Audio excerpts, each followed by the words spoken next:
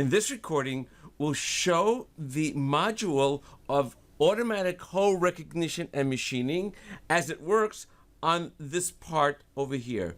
Now, as you can see, this part is on a 5-axis machine and it has holes from every single possible direction, whether it be on the sides, on an angle, on top over here. And you'll also note that if I go into my coordinate system manager, we only have one home position for this part.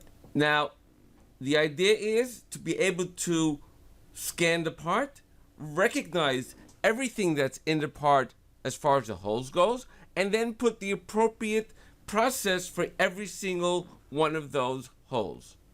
This is done very simply. In just a few steps, by going into operations and going into our hole recognition technologies, we actually recognize every single hole that's in the part. As you can see over here, every single shape is recognized, and they're also all broken down into different group types. You can see them also on the part itself. As we go through the steps recognizing the different technologies, all we have to do is click on to build the technology features and then generate our operations. By generating the operations, we're actually at this point building the operation for every single one of those holes that we have in the part. Now that we're done, you can see that all the operations have been built.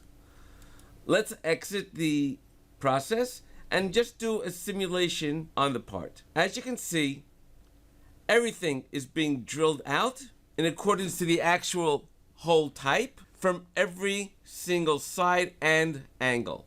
You can also see that if we go into our coordinate system manager, we automatically also create the different positions for every single hole type. This is the power of automatic hole recognition and machining. In just a few steps, you have multiple operations for every single hole that we have on the part.